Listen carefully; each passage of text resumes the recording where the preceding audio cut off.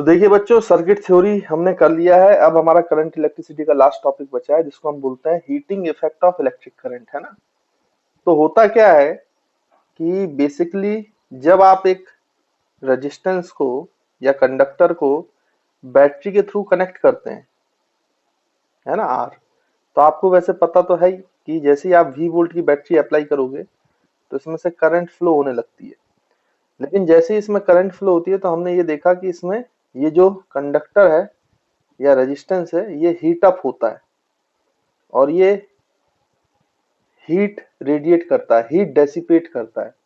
अब ये कितनी हीट डेसिपेट करता है ये हम निकालना चाहते हैं, है ना, कि कितने अमाउंट की ये हीट डेसिपेट करेगा।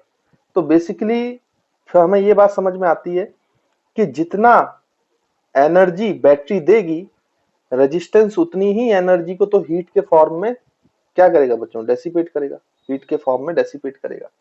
तो पहले हम ये देखें कि जो बैटरी है वो कितनी एनर्जी दे रही है। तो अगर आपको बच्चों याद हो तो आप अगर मान लीजिए इस करंट के थ्रू इसमें क्यू चार्ज ट्रेवल कर रहा है, क्यू चार्ज, और बैटरी के across potential difference V volt का है, तो आपको पता है कि जो बैटरी का वर्क डन होगा वो कितना होगा बच्चों, वही कन्वर्ट होगा किसमें, हीट में। तो आप जानते हैं कि आपने बेसिक डेफिनेशन पढ़ा था पोटेंशियल डिफरेंस का, कि वो होता है वर्क डन पर यूनिट चार्ज। तो आप यहां से क्या लिख सकते हो बच्चों, work done is equal to charge flown through the battery multiplied by potential difference of the battery, है ना। तो वर्क डन हम लिख सकते हैं Q into V. I hope आपको ये बात क्लियर है। अब यहाँ पे आप देखें बच्चों, तो करंट जो फ्लो हो रहा है उसको अगर चार्ज के टर्म्स में लिखना है तो उसको आप कैसे लिखोगे, करंट जो है हमारे पास उसको हम लिख सकते हैं charge phloem by per unit time. ये तो बेसिक फॉर्मूला है करंट का जो हमें आता है। तो यहां से आप चार्ज की वैल्यू करंट के फॉर्म में लिख सकते हो, Q is equals to I into T, current into time, है ना। तो ये वाली वैल्यू चार्ज की उठा के यहाँ पुट कर दो, तो वर्क डन बाई बैटरी या एनर्जी प्रोवाइडेड बाई बैटरी वो आपका आ जाएगा कितना बेटा, यहाँ पे आई टी रखो, तो V तो था ही पोटेंशियल डिफरेंस, तो वी आई टी, है ना। तो ये आपका आ गया भाई। अब आप चाहें तो ये जो है this is the work done by battery provided by battery, है ना। तो ये वर्क बैटरी ने प्रोवाइड किया है टी टाइम में।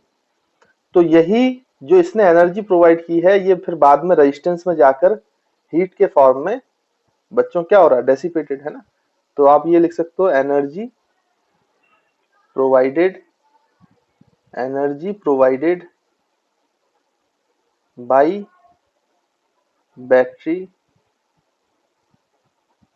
इन टी टाइम। टी टाइम में जो एनर्जी प्रोवाइड की है बैटरी ने वो ये है। तो बैटरी की एनर्जी आप ऐसे निकाल सकते हो। अब ये जो एनर्जी है यही रेजिस्टेंस में जाके यूज हो रही है और वो कन्वर्ट हो रही है किसमें बच्चों, हीट में। तो हम बोल सकते हैं कि दिस एनर्जी और this work done by battery is converted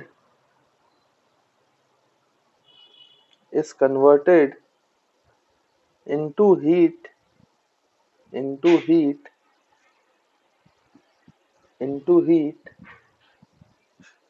energy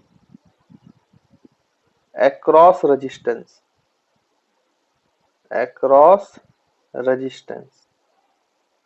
So this work done by battery is converted into heat across resistance. ठीक है बच्चों, तो ये आपको समझ में आ गया होगा। तो आप क्या करेंगे कि रेजिस्टेंस के अक्रॉस जो हीट हो रही है वो यही है, तो इसको आप लिख सकते हो वी आई टी। तो रेजिस्टेंस के अक्रॉस हीट निकालने का एक फॉर्मूला आपको मिल रहा है, देखो वी आई टी वाला। सिर्फ ये एक फॉर्मूला नहीं है, और भी फॉर्मूले इसमें बनाए जा सकते हैं। आप सोचो अगर आप ओम्स लॉ लगाओ, ओम्स लॉ, तो ओम्स लॉ क्या हो जाता है बच्चों, ओम्स लॉ से आप जानते हो V is equals to I R. तो आप यहाँ पे V equals to I R put करो, तो यही हीट का फॉर्मूला बन जाएगा बच्चों। V की जगह I, तो I into I, I square into R into T. और अगर आप यहां से देखो तो यहां से ये भी कर सकते हो कि आई की वैल्यू लिख सकते हो V/R। तो अगर आप यहाँ आई की वैल्यू V/R पुट करो तो देखो क्या मिलेगा आपको, V इंटू वी, तो V²/R/T, और VIT तो है ही। तो एक्चुअली में रेजिस्टेंस में हीट निकालने के 3 फॉर्मूले मिल गए। जब आपको मतलब जो भी दिया हो उसके हिसाब से निकाल दीजिएगा। तो आपका I²RT V²/R/T या VIT है ना। तो जो भी हमें कंडीशंस गिवन होंगी उसके टर्म में जो भी फॉर्मूला यूज हो रहा होगा वो आप लगा लेंगे। तो रेजिस्टेंस में हीट निकालने के 3 फॉर्मूले, but work done by energy निकालने का एक ही फॉर्मूला है बच्चों, दैट इज VIT। तो ये थोड़ा सा अंतर होता है ना, इसमें आप अलग अलग फॉर्मूले यूज नहीं कर सकते हो, लेकिन रेजिस्टेंस में आप 3 फॉर्मूले से हीट निकाल सकते हो। तो आई होप आपको ये बात क्लियर होगी। अच्छा बच्चों, ये तो अभी हमने जो हमने सीखा पहले उससे हमने ये चीज डिराइव कर ली है ना, ये डेरिवेशन था, थ्योरी जो हमने पढ़ी। लेकिन बहुत पहले जब ये डेरिवेशन नहीं किया गया था तो एक साइंटिस्ट थे जिनका नाम जूल था। तो जूल साहब ने क्या किया था कि ये इक्वेशन I²RT ये एक्सपेरिमेंट्स करके बता दी थी। मतलब उस समय ऐसा कोई डेरिवेशन नहीं हुआ था, उससे पहले ही ये इक्वेशन उन्होंने वो बता चुके थे ऑलरेडी। एक्चुअली ने उन्होंने क्या किया था कि बहुत सारे एक्सपेरिमेंट किए थे, तो ये पाया था, यहाँ पे लिख लेते हैं हम, कि जो ये हीट है अक्रॉस रेजिस्टेंस, फर्स्ट उन्होंने जब एक्सपेरिमेंट किया था तो हीट पाया था कि it is proportional to I²। यानी कि क्या होता था कि उनके एक्सपेरिमेंट में ये पाया गया था, कई सारे एक्सपेरिमेंट, कि हीट जो है वो स्क्वायर के फॉर्म में वेरी करता है। मतलब अगर आप करंट को सर्किट में 2 टाइम्स कर देते थे, उन्होंने किया था, तो उन्होंने ये देखा था कि हीट जो है वो 4 टाइम्स बढ़ जाती है ना। तो स्क्वायर के फॉर्म में चल रहा है, 3 टाइम्स करंट बढ़ाने पर 9 टाइम्स हीट बढ़ जाती थी। फिर दूसरी चीज उन्होंने रेजिस्टेंस से देखा कि heat is proportional to R, यानी कि रेजिस्टेंस जितना ज्यादा होगा हीट भी उतनी ज्यादा होती थी, है ना, ज्यादा अमाउंट की हीट निकलती थी। और तीसरा उन्होंने देखा जितने टाइम के लिए, ये तो ऑब्वियस सी बात है, जितना टाइम के लिए आप उसमें से करंट पास कराओगे उतनी ज्यादा हीट बढ़ती जाएगी, है ना। तो ये भी देखा था। तो ये जो प्रोपोर्शनलिटी अगर आप हटाओगे, और प्रोपोर्शनलिटी कांस्टेंट जो होता है वो 1 होता है SI सिस्टम में, तो ये आ जाता था I²RT, है ना। मतलब ये तो हमने पूरा डिराइव करके निकाला यहाँ पे, तो इसमें तो कोई बच्चों को दिक्कत नहीं जाती, लेकिन उससे पहले एक्सपेरिमेंटली ऐसा निकाल चुके थे जो साइंटिस्ट थे जूल। तो ये जो इक्वेशंस उन्होंने दी थी और फाइनली ये क्वेश्चन दी थी और ये प्रोपोर्शनलिटी दिया था, तो इसको बोला जाता है जूल्स लॉ ऑफ हीटिंग, है ना। तो हम यहाँ पे लिख लेंगे इसको जूल्स। अगर कभी पूछ ले आपको तो आपको बस क्लैरिटी होना चाहिए, joules law of heating.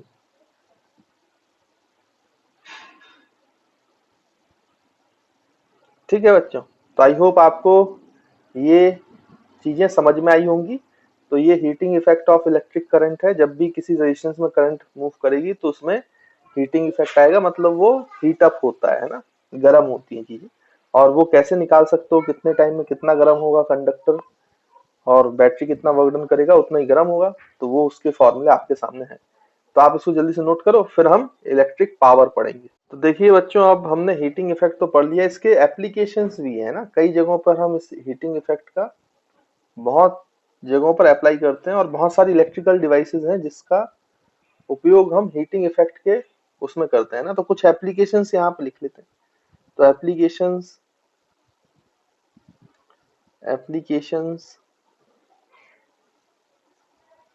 Of heating effect of current,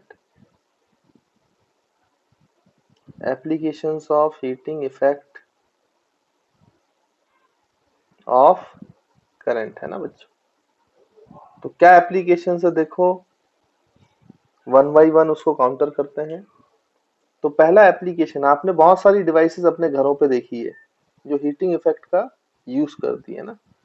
तो हम यहाँ पे लिख सकते हैं heating effect of current is used in electric toaster, जैसे इलेक्ट्रिक टोस्टर है उसमें आप हीटिंग इफेक्ट का यूज कर सकते हो। वाटर हीटर, जो हमारे घरों में वाटर हीटर होता है उसमें भी आप इलेक्ट्रिसिटी से जब कनेक्ट करते हो तो आप बेसिकली क्या करते हो, तो हीटिंग इफेक्ट का यूज किया जाता है ना। चाहे आपका रूम हीटर हो उसमें भी आपका हीटिंग इफेक्ट का ही अप्लाई किया जाता है, ठीक है। या फिर आपका इलेक्ट्रिक आयरन हो, मतलब कोई कमी नहीं है, इलेक्ट्रिक आयरन, तो वो भी आपका हीटिंग इफेक्ट का यूज करता है ना। और एटसेट्रा बहुत सारी डिवाइसेस ऐसी और भी हैं जिसमें आप हीटिंग इफेक्ट ऑफ करेंट्स का अप्लाई करते हैं ना बच्चों। अब ये जितनी भी डिवाइसेस है, एलिमेंट्स हैं हीटिंग इफेक्ट के लिए, इनमें एक खास तरीका का वायर्स का यूज किया जाता है ना, जो नाइक्रोम या मैग्नेनिन या कॉन्स्टेंटन से बना होता है, क्योंकि उनका रेजिस्टेंस भी हाई होता है। क्योंकि हीटिंग इफेक्ट के लिए आपको पता है कि हाई रेजिस्टेंस का होना जरूरी है। और दूसरी बात, हाई रेजिस्टेंस तो हो बट उसका मेल्टिंग पॉइंट भी हाई हो, क्योंकि अगर ज्यादा गर्म हो जाएगा और फिर वो मेल्ट कर जाएगा तो डिवाइस खराब हो जाएगी। तो हमें क्या करना होता है कि जब भी हम ऐसे डिवाइसेस का यूज करते हैं जिसमें हीटिंग इफेक्ट का यूज होना है, तो उसमें रेजिस्टेंस भी हाई होना चाहिए बच्चों, और उनका मेल्टिंग पॉइंट भी हाई होना चाहिए, तभी वो सही से काम कर पाएगा, नहीं तो फिर ज्यादा प्रयोग नहीं कर पाते। तो उसके लिए हम एक अलग से एलॉयस बनाते हैं जिनको बोला जाता है नाइक्रोम, मैग्नेनिन या कॉन्स्टेंटन। तो मैं वहां यहाँ पे लिख देता हूँ ताकि आपको ये चीजें याद रहे। तो यहाँ पे नीचे पैराग्राफ चेंज करके हम लिख लेते हैं, the heating the heating element the heating element is made up of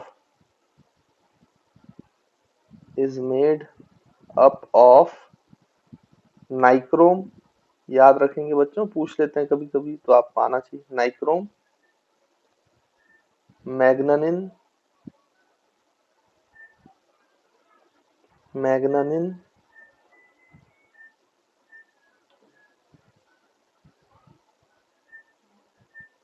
और कॉन्स्टेंटन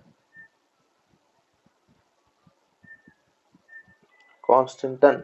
तो ये नाम है रेजिस्टिव एलिमेंट्स का, एलॉयज होते हैं एक्चुअली में, जिनको स्पेशली बनाया जाता है हायर रेजिस्टेंस और हायर मेल्टिंग पॉइंट के साथ, है ना। तो ये क्यों यूज किए जाते हैं मेड अप ऑफ इतना, बिकॉज आप लिख सकते हो because of its high resistivity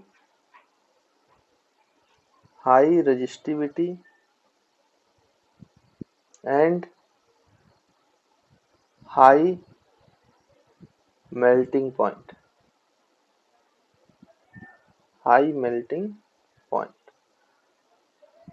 ठीक है स्टूडेंट्स, आई होप आपको ये पॉइंट भी समझ में आया होगा, ठीक। तो इसके बाद अगर हम देखें तो नेक्स्ट एप्लीकेशन इसका है इलेक्ट्रिक फ्यूज। ये बड़ा काम की चीज है ना, इलेक्ट्रिक फ्यूज आप सभी ने सुना होगा, घरों में यूज होता है, मेन स्विच में भी होता है, जहां पे आपकी पूरी कनेक्शन की जाती है, जो होम का मेन स्विच होता है वहां भी फ्यूज है, और कई सारी इलेक्ट्रिकल डिवाइसेस होती है उनमें भी फ्यूज लगा रहता है। तो होता क्या है बच्चों कि ये एक सेफ्टी डिवाइस है।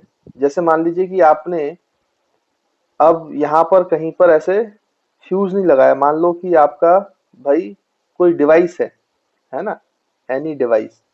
अब ये डिवाइस मान लीजिए बहुत कॉस्टली आई है, बहुत महंगी डिवाइस है, अगर आप इसका डायरेक्ट कनेक्शन कर दोगे तो क्या होता है कि वोल्टेज हमारे यहाँ घरों में जो होम सप्लाई होती है कभी कभी फ्लक्चुएट करता है, तो उसमें ऑब्वियस सी बात है करंट भी फ्लक्चुएट कर लेता है। अब जैसे मान लीजिए कि इस डिवाइस को आपने कनेक्ट किया और ये 5 एम्पेयर से ज्यादा करंट को हैंडल नहीं कर सकती डिवाइस, तो जैसे इसमें 5 एम्पेयर आएगा तो ये डिवाइस क्या हो जाएगी बच्चों, खराब हो जाएगी। तो पूरी डिवाइस खराब होने से भाई इसका जो आपने कॉस्ट लगाया था, बहुत महंगी डिवाइस थी, वो तो पूरा आपका जो मनी है वो तो बेकार हो जाएगा, क्योंकि डिवाइस खराब हो गई। तो हम क्या करते हैं कि डिवाइस के पहले एक फ्यूज लगा देते हैं। अब उस फ्यूज में उसकी रेटिंग लिखी रहती है, जैसे इस फ्यूज का हम रेटिंग बोल रहे हैं 5 एम्पेयर, वो लिखा रहता है फ्यूज में, जो मार्केट से आप लेके आते हो। तो क्या होता है कि वहां पर जैसे ही ये करंट एक्सीड करेगी 5 मिली एम्पेयर, तो इस फ्यूज में एक वायर लगा रहता है इस तरीके से। तो जैसे ये करंट इसमें से पास होती है, 5 एम्पेयर से ज्यादा पास होगी, तो ये वायर मेल्ट कर जाता था और ब्रेक हो जाता है। तो वायर मेल्ट करके अगर ब्रेक हो जाएगा तो ये फिर कनेक्शन टूट जाएगा, तो डिवाइस में 5 एम्पेयर से करंट कभी भी ज्यादा नहीं हो पाएगी, तो आपकी डिवाइस बच जाती है। इसलिए इसको सेफ्टी डिवाइस की तरह यूज करते हैं फ्यूज को। तो फ्यूज में एक वायर होता है, वो वायर के हिसाब से उसकी रेटिंग रहती है कि 1 एम्पेयर की है, 2 एम्पेयर का है, 5 एम्पेयर का है। तो उस रेटिंग के जैसे ही ज्यादा करंट जाती है तो वायर मेल्ट कर जाता है और वो फिर कनेक्शन तोड़ देता है, तो डिवाइस तक उससे ज्यादा करंट नहीं पहुंच पाती, तो आपका डिवाइस बच जाता है। अब ये फ्यूज बहुत सस्ते आते हैं, इलेक्ट्रॉनिक फ्यूज तो बहुत ही ज्यादा सस्ते आते हैं ना, और इनकी कॉस्ट ज्यादा नहीं होती है, तो इसलिए फ्यूज लगाना ज्यादा प्रेफरेबल रहता है कि आपका डिवाइस जो है बच्चों उसको बचा पाए, है ना, सेफ कर पाए। तो चलिए इसको भी लिख लेते हैं यहाँ पर। तो हम लिख सकते हैं कि फ्यूज इज, या फिर आपने घरों में देखा होगा पुराना इस तरीके से एक वो रहता है ना, वो इस तरीके से आपने देखा होगा, ऐसे ऐसे करके एक वो निकालते हैं ना मेन स्विच में, इस तरीके से पहले वो क्ले का बना होता था, है ना, ये डिवाइस। हाँ, कट आउट कहते हैं इसको, है ना।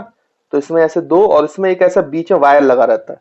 तो होता क्या था कि जैसे ही करंट एक्सीड करता था तो ये वायर टूट जाता है, तो फिर आपके पास दूसरा वायर होता था, आप इसमें फिर से लगा देते थे, तो ये फिर से काम करने लगता था, है ना। तो ये सेफ सेफ करती हैं इंस्ट्रूमेंट्स को, डिवाइसेस को। तो यहाँ पे हम लिख सकते हैं कि fuse is a safety device, a fuse is a safety device, a fuse is a safety device for circuit and electrical appliances।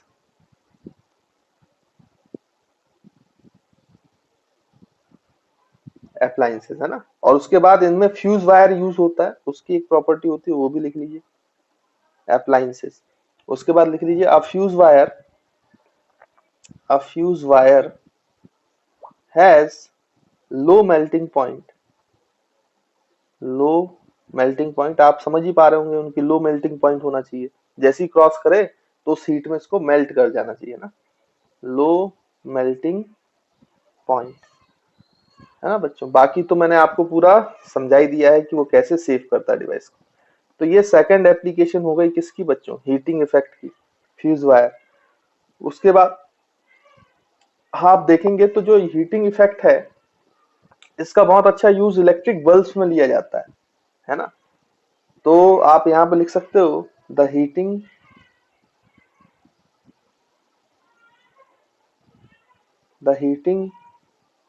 Effect of current is also used in electric bulbs।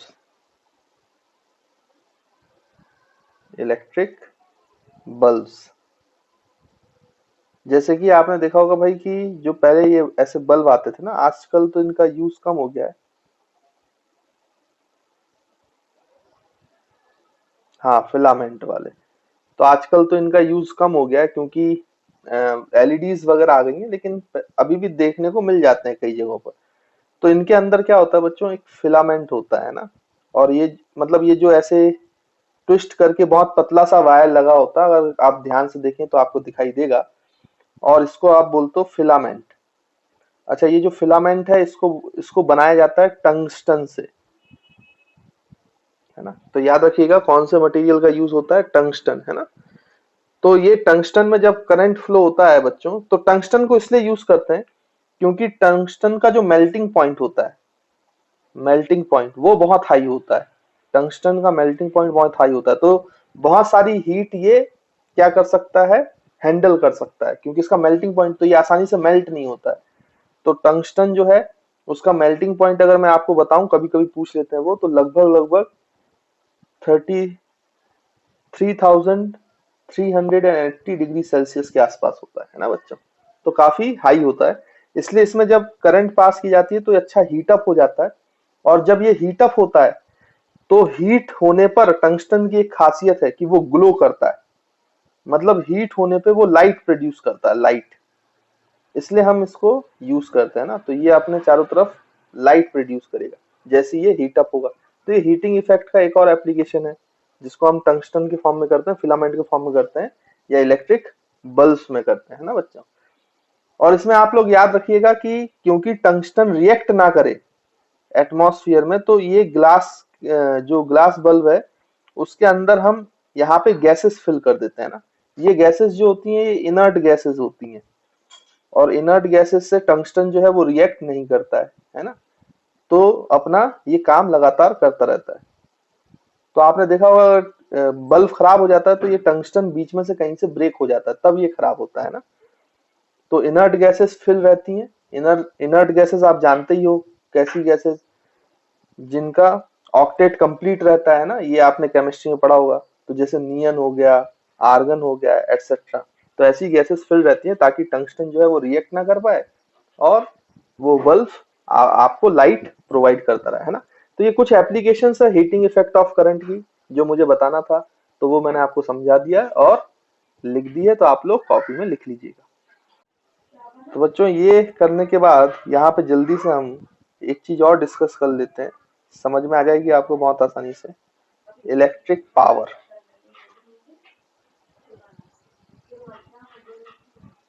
अब electric power क्या चीज है, तो आपको पता है कि power, electric power मतलब पावर की बात हो रही है यहाँ पे, इलेक्ट्रिसिटी के टर्म्स में होगी। तो पावर का बेसिकली आपका फॉर्मूला क्या होता है वो तो आप जानते ही हो। डेफिनेशन अगर लिख लें हम तो इलेक्ट्रिक पावर को डिफाइन कर सकते हैं, the rate at which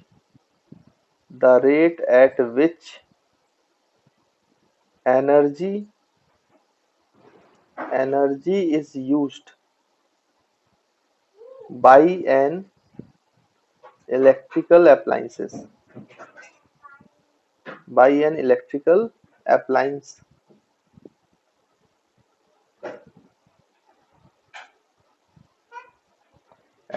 is called as electric power, is called as electric power, है ना बच्चों।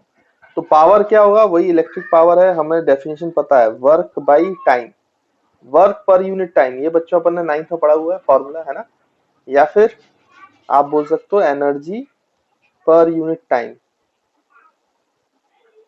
तो वो आपका पावर हो जाएगा, है ना बच्चों। ये पावर का फॉर्मूला हो गया। अब वर्क हमने निकाला हुआ है, फिर से वही बात कि कितनी पावर है डिवाइस की, या बेसिकली डिवाइस में रेजिस्टेंस होता है तो रेजिस्टेंस की, है ना। तो ये हम देख सकते हैं यहाँ पर। देखिए जैसे हमने पहले बनाया था डायग्राम कि आपने एक कंडक्टर लगाया बच्चों, कंडक्टर का मतलब उसको रेजिस्टेंस से शो करते हैं, या इलेक्ट्रिकल अप्लायंस को भी उसी से शो करते हैं। और बैटरी लगाई, बैटरी भी है। तो मैंने आपको बताया था कि ऐसे करंट जाती है, ये ऊपर करंट जाती है, और यहाँ से मान लो करंट की डायरेक्शन में क्यू चार्ज फ्लो कर रहा है, और ये रेजिस्टेंस आर है। तो भाई आप कैसे पावर लिखेंगे, जो आपकी इलेक्ट्रिक पावर होगी, है ना बच्चों। तो अगर यहाँ से देखें तो हमने फॉर्मूला तो पढ़ा ही हुआ है भाई। वर्क का फॉर्मूला क्या था अभी हमने देखा था। जैसे बैटरी की बात करें तो हम अगर पावर ऑफ बैटरी की बात करें, पावर ऑफ बैटरी, जो बैटरी एनर्जी दे रही है वो किस रेट से दे रही है, तो वो पावर ऑफ बैटरी है। तो बैटरी का वर्क डन कितना हुआ था बच्चों टी टाइम में, अभी हमने पढ़ा था फॉर्मूला, वो है आपका कितना बच्चों, वी आई टी, ये पढ़ा था। तो यहाँ पे पावर ऑफ बैटरी आप निकाल सकते हो, मतलब energy given by battery per unit time, वो कितना है पावर ऑफ बैटरी। तो वो आ जाएगा आपका बच्चों work done by time, which is equals to V I T by T. तो टी टी कैंसल, तो ये आ जाएगा वी आई। तो देखो पावर ऑफ बैटरी निकालने का एक तरीका है, एक ही फॉर्मूला है, वो फॉर्मूला क्या है, वी आई टी। जबकि पावर डेसिपेटेड बाई रेजिस्टेंस, अगर हम बोल रहे हैं कि यहाँ पे पावर डेसिपेटेड बाई रेजिस्टेंस वो कितना है, तो उसको निकालने के 3 तरीके हो सकते हैं, क्योंकि इसके एनर्जी कंज्यूम करने का, एनर्जी डेसिपेट करने का हीट के फॉर्म में तीन फॉर्मूले आए थे। तो आपको बच्चों अगर याद होगा तो एक फॉर्मूला था आई स्क्वायर आर टी, तो बाई टाइम कर दोगे तो ये कैंसिल हो जाएगा। एक फॉर्मूला तो यही था, यही कन्वर्ट हुआ था, तो V I T by T, तो यहाँ से टी और टी कैंसिल हो जाएंगे। और तीसरा फॉर्मूला था V square by R into T, तो डिवाइड बाई टी, तो ये टी और टी कैंसिल हो जाएंगे। मतलब पावर डेसिपेटेड बाई रेजिस्टेंस के तीन फॉर्मूले। अगर रेजिस्टेंस से पावर डेसिपेट करना है कि वो पर यूनिट टाइम कितनी एनर्जी डेसिपेट कर रहा है in the form of energy, तो बच्चों आपको पता है कि उसके तीन फॉर्मूले ये हो सकते हैं, आई स्क्वायर आर, वी इंटू आई, और वी स्क्वायर बाई आर, है ना बच्चों। तो ये फॉर्मूला याद रखना है, power dissipated by resistance, per unit time जो वो हीट में एनर्जी डेसिपेट कर रहा है। और पावर की यूनिट आप जानते हो, वॉट, मतलब जूल पर सेकंड है, लेकिन हम उसको पता है वॉट बोलते हैं ना। तो ये उसकी ऐसा यूनिट है, और पावर और एनर्जी स्केलर क्वांटिटीज होती है ना। तो आई होप आपको समझ में आ गया होगा कि यहाँ पर पावर का क्या मीनिंग है, इलेक्ट्रिक पावर कैसे निकाला जाता है ना। तो बैटरी की पावर निकालने का एक ही फॉर्मूला है, V इंटू आई, वोल्टेज इंटू करंट। और रेजिस्टेंस में पावर निकालने के तीन तीन फॉर्मूले, आई स्क्वायर आर, वी आई, या फिर वी स्क्वायर बाई। तो बच्चों इन फॉर्मूले को अच्छे से याद रखिएगा, और जहां जो यूज हो रहा हो उसको यूज करिएगा। ये बच्चों एनर्जी और पावर के बाद जो हमें पढ़ना है वो है, जैसे आपके घरों में जो बिजली का बिल आता है, तो बिल आप किस चीज का भरते हैं ना। तो ऐसा कई सवाल पूछ लिया जाए कि करंट का भरते हैं, कि वोल्टेज का भरते हैं, कि एनर्जी का भरते हैं, किस चीज का आप बिल भरते हो। तो बच्चों हम एनर्जी का बिल भरते हैं, जो एनर्जी हम घरों में यूज करते हैं उसका बिल भरते हैं। तो आपने कई बार सुना होगा कि इतनी यूनिट्स जल गई, या कभी आपने सुना होगा अपने घर घर में कि अगर ज्यादा बिजली का बिल हो गया होगा तो आपके पेरेंट्स आपस में बात करते होंगे, या आप बात करते हो कि इस महीने हमने ज्यादा यूनिट्स जला दी इसलिए बिल ज्यादा आ गया। तो वो यूनिट क्या है, वो जो ट्रेड करने का कमर्शियल यूनिट है वो क्या है ना। तो उसी के बारे में मैं समझाता हूँ कि एक यूनिट का मतलब कितनी एनर्जी होती है। तो फिर आप उसका कुछ रुपीस भरते हैं, तो जितनी ज्यादा यूनिट्स जलाते हो आप, तो उतना ज्यादा बिल बढ़ता जाएगा। तो यहाँ पे देखो, सबसे पहले हम लिख लेते हैं, ऊपर हेडिंग डाल लो, commercial unit of electrical energy. Commercial unit of electric energy.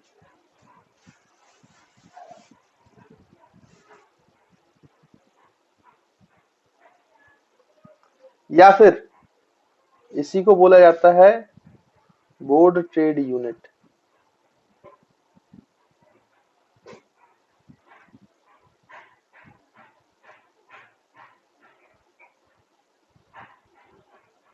BTU, है ना बच्चों।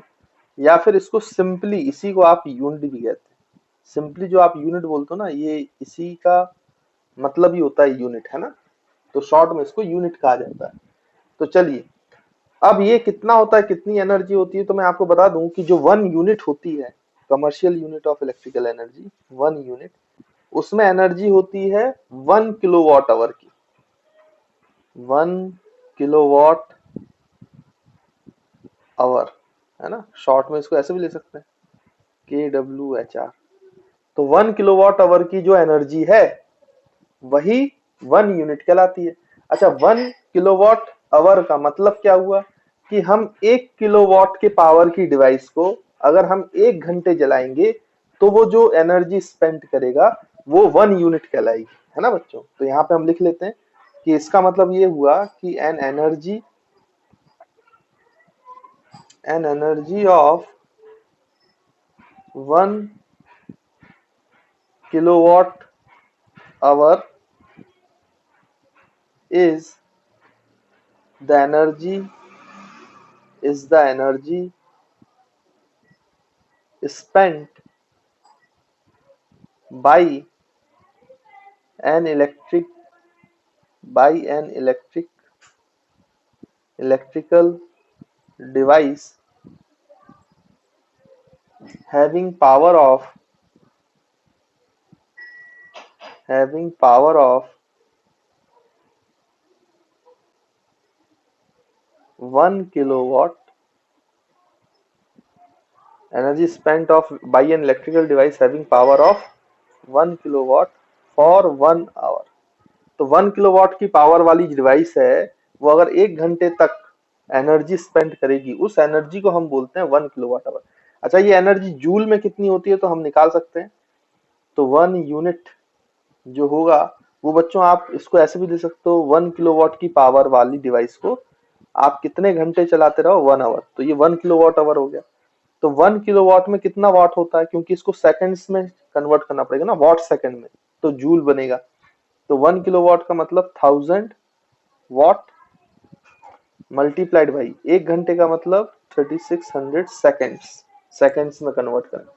तो जब आप इसको कन्वर्ट करके अब मल्टीप्लाई करोगे तो ये आ जाएगा 3.6 इंटू 10⁻⁶, है ना बच्चों। मैंने 10 की पावर में लिख दिया है, आपको समझ में आता होगा। और वॉट सेकंड, या वॉट सेकंड को ही हम क्या बोलेंगे बच्चों, जूल। तो 1 यूनिट मतलब कितना जूल की एनर्जी आप खर्च कर रहे हैं, 3.6 इंटू 10⁻⁶ जूल। यानी जब आप इतनी एनर्जी जूल में, 3.6 मिलियन हो गया ना ये, तो 10⁻⁶ या 36 लाख जूल हो गया। तो 36 लाख जूल अगर आप जलाते हो तब जाके उसको 1 यूनिट में काउंट करते हैं बच्चों। और 1 यूनिट का मतलब आप कितने पैसे भरते हैं, तो अगर रेसिडेंशियल एरिया की हम बात करें तो लगभग लगभग 6 से 7 रुपए होता है, अगर वो सब्सिडी वगैरह दे रहे हैं गवर्नमेंट। और नहीं तो आपकी यूनिट ज्यादा जल जाती है तो सब्सिडीज हटा दी जाती है, तो फिर वो 10-12 रुपए भी पड़ जाता है। तो मोटे तौर पर आप ऐसा समझो कि इतनी एनर्जी आप जला रहे हो तो 6-7 रुपए मात्र देना पड़ता है। 36 लाख जूल की एनर्जी जब आप कंज्यूम कर रहे हो तो उसका आप 6-7 रुपए देते हो, और ऐसी पता नहीं कितनी एनर्जी आप कंज्यूम करते होगे पूरे मंथ में, है ना। तो आप समझ में आ रहा होगा कि गवर्नमेंट ने कितनी सस्ती बिजली आपको दी हुई है। तो बिजली का बिल जरूर भरें और देखें कि आप बिजली ज्यादा जलाते हैं कि नहीं, आपके घरों में कितनी यूनिट्स जल रही है ना। वैसे मोटे तौर पर अगर हम देखें तो अगर 4-5 लोगों की फैमिली है और ठीक ठाक है तो 100-150 यूनिट तक खपत हो सकती है, अगर आप अच्छे से मैनेज करके जलाएं।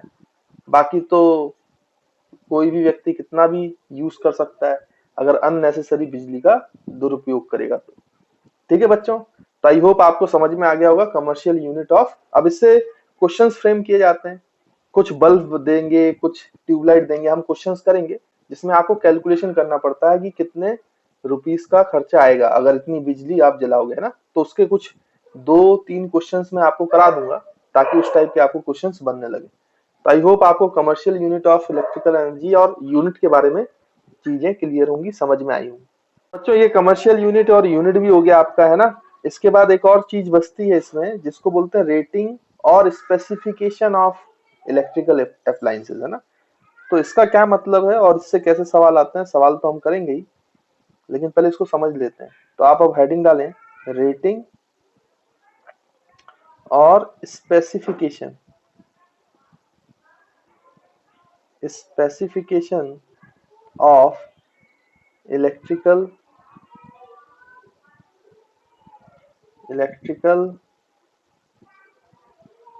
अप्लायंसेस। तो आप जैसे कोई भी इलेक्ट्रिकल अप्लायंस है, टीवी, फ्रिज, कूलर या फिर बल्ब, अगर मैं आपको बात करूं तो उसमें बच्चों दो चीजें लिखी रहती हैं। एक तो आपका लिखा रहता है भाई पावर, और दूसरा लिखा रहता है वोल्टेज, है ना। जैसे मान लो कि हम यहाँ पे इलेक्ट्रिकल अप्लायंस की बात करें तो बल्ब, तो जब आप मार्केट से बल्ब खरीद के लाते हैं तो उसमें दो चीजें मेंशन होती है ना। जैसे मान लो आपने एक बल्ब लिया है बच्चों इस तरीके से, और उस बल्ब पर आप देखेंगे तो उसके पैकेट पर दो चीजें जरूर लिखी होंगी। एक तो पावर, जैसे उसमें मान लो उसका पावर लिखा है 60 वॉट का बल्ब है ना। ऐसे ही मैं आपसे यहाँ पे एक एग्जांपल के थ्रू बोल रहा हूँ। और दूसरी चीज उसमें वोल्टेज लिखा रहता है 220 वोल्ट। तो ये कोई भी इलेक्ट्रिकल अप्लायंस है, जैसे आप फ्रिज वगैरह भी लेके आएंगे तो ये दो चीजें लिखी रहती है ना जनरली। तो ये जो दो चीजें लिखी रहती हैं, पावर और वोल्टेज, इसी को कहा जाता है रेटिंग ऑफ इलेक्ट्रिकल अप्लायंस, है ना। तो इसको बोलेंगे रेटिंग ऑफ बल्ब या स्पेसिफिकेशन ऑफ बल्ब। अब इसका मतलब क्या होता है जब ये लिखा रहता है, इसका मतलब ये होता है कि जब आप उस डिवाइस को या इस बल्ब को 220 वोल्ट की सप्लाई में लगाओगे, जो हमारे घरों में सप्लाई आती है 220 वोल्ट की, तो 220 वोल्ट पर लगाने पे ही 60 वॉट की पावर मिलेगी। 60 वॉट की पावर हमेशा नहीं मिलेगी बच्चों। 60 वॉट की पावर केवल और केवल तब मिलेगी जब आप उस बल्ब को 220 वोल्ट में लगाओगे। अगर उसको 220 वोल्ट में नहीं लगाओगे तो आपको 60 वॉट की पावर नहीं मिलने वाली है ना। तो ये रेटिंग का मतलब होता है। अच्छा, रेटिंग का देने का मेन मकसद क्या होता है, आपको ये बताना कि भाई कि यहाँ पर आपने कितना रेजिस्टेंस इसका, क्योंकि हम पावर और वोल्टेज को देखकर रेजिस्टेंस निकाल सकते हैं। तो आप अगर इसको किसी भी दूसरे वोल्ट में लगाओगे तो उसका रेजिस्टेंस चेंज नहीं होगा, रेजिस्टेंस तो उतना ही होगा जो इससे निकाल लोगे आप, लेकिन पावर 60 देगा कि नहीं देगा इसकी कोई गारंटी नहीं है। पावर 60 वो तभी देगा जब वो 220 वोल्ट में लगाया जाएगा, है ना। तो ये रेटिंग और स्पेसिफिकेशन का मतलब होता है। तो इसको हम नीचे लिख लेते हैं कि भाई यहाँ पर इसका क्या मतलब होता है। तो हम यहाँ पे लिखे बच्चों, जैसे कि बल्ब का एग्जांपल लिया तो मैं बल्ब के लिए ही यहाँ पे लिख देता हूँ, बाकी ये किसी भी डिवाइस के लिए वैलिड है। तो जैसे on bulb it is written on bulb it is written 60 watt comma 220 volt. On bulb it is written 60 watt 220 volt. This means that bulb this means that bulb is giving the power of 60 watt only when it is connected to only when it is connected to 220 volt supply 220 volt supply, है ना बच्चों। तो ये basically main चीज बता रहा है rating किसी भी डिवाइस का, उसमें लिखा हुआ है तो उस वोल्टेज पे अप्लाई करोगे जो रेटिंग में लिखा है, तभी वो जो रेटिंग में पावर लिखी है वो देगा, अन्यथा वो पावर आपको नहीं मिलेगी उस डिवाइस से कभी भी, है ना। इस बात का आप याद रखना। तो इसको देने से हमें दो चीजें जरूर मिल जाती हैं। एक चीज तो आपका रेजिस्टेंस मिल जाएगा बच्चों, रेजिस्टेंस ऑफ बल्ब निकाल लोगे तो बल्ब को आप किसी भी सप्लाई में लगाओ, उसका रेजिस्टेंस चेंज होने वाला नहीं है। पावर चेंज हो सकता है बट रेजिस्टेंस चेंज नहीं होगा। और दूसरी चीज, ये रेटिंग से आप मैक्सिमम करंट भी निकाल सकते हो, उसको करंट रेटिंग बोलते हैं, कि वो डिवाइस मैक्सिमम कितनी करंट हैंडल कर सकता है ना बच्चों। तो इसमें से दो दो चीजों को आप आइडेंटिफाई कर पाते हो, है ना। तो हम बोल सकते हैं यहाँ पर कि we can find out two quantities from rating of electrical appliances। वो दो क्वांटिटी क्या है जो हम फाइंड आउट कर सकते हैं, इलेक्ट्रिकल अप्लायंसेस। तो बच्चों पहली चीज तो है आपका रेजिस्टेंस, जो किसी दूसरे सप्लाई में भी लगाओगे तो चेंज होने वाला नहीं है। तो रेजिस्टेंस कैसे निकालते हैं, आपको रेटिंग दिया हुआ है, पावर भी आपको दी गई है, तो आप ये फॉर्मूला लगा सकते हो जो पावर का हमने पूछा है। तो rated power is equals to voltage का स्क्वायर जो रेटेड है डिवाइड बाई रेजिस्टेंस, है ना। हमने ये पावर का फॉर्मूला पढ़ा था रेजिस्टेंस के लिए कि power is equals to V square by R. ठीक है बच्चों, तो यहाँ पे आप यहाँ से रेजिस्टेंस का वैल्यू लिख सकते हो, वी स्क्वायर जो आपका रेटेड वोल्टेज है रेटिंग में दिया हुआ है डिवाइड बाई पावर रेटेड। तो ये फॉर्मूला आप अच्छे से याद रखेंगे, इंपॉर्टेंट फॉर्मूला है ना, मतलब फॉर्मूला याद ही रहेगा। इस तरीके से आप रेजिस्टेंस निकाल सकते हो उस इलेक्ट्रिकल डिवाइस का। अब जब रेजिस्टेंस, जैसे कि एग्जांपल के तौर पे अगर हम इसी रेटिंग की बात करें तो इसके लिए जो रेजिस्टेंस का वैल्यू आएगा बच्चों वो वी स्क्वायर बाई आर, तो वी स्क्वायर बाई पावर है, तो वी स्क्वायर है 220 वोल्ट का स्क्वायर डिवाइड बाई पावर की वैल्यू कितनी है बच्चों 60 वॉट है ना। तो जब आप इसको सॉल्व करोगे तो आपको बल्ब का रेजिस्टेंस मिल जाएगा 806.67 ओम है ना।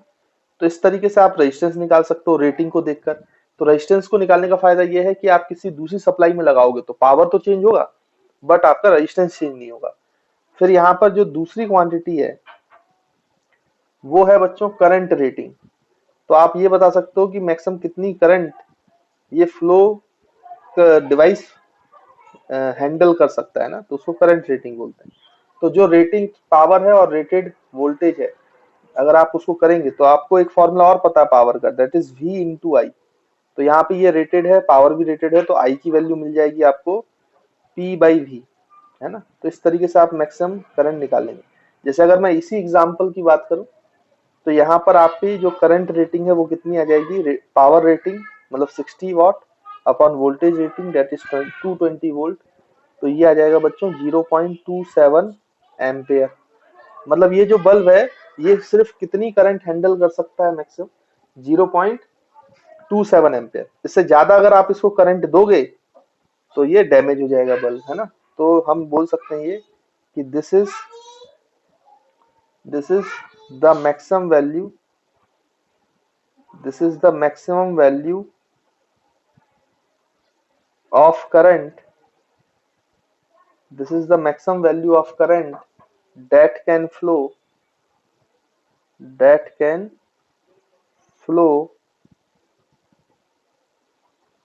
into bulb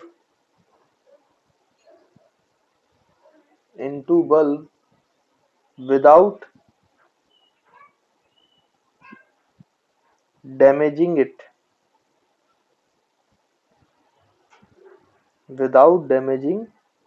तो उसको बिना डैमेज किए हुए इतनी मैक्सिमम करंट उसमें से फ्लो हो सकती है।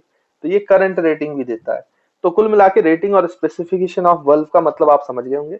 और इससे दो क्वांटिटीज आप बहुत अच्छे से निकाल सकते हैं, एक रेजिस्टेंस और दूसरा करंट रेटिंग। तो आई होप बच्चों आपको ये कॉन्सेप्ट भी क्लियर होगा, समझ में आया होगा।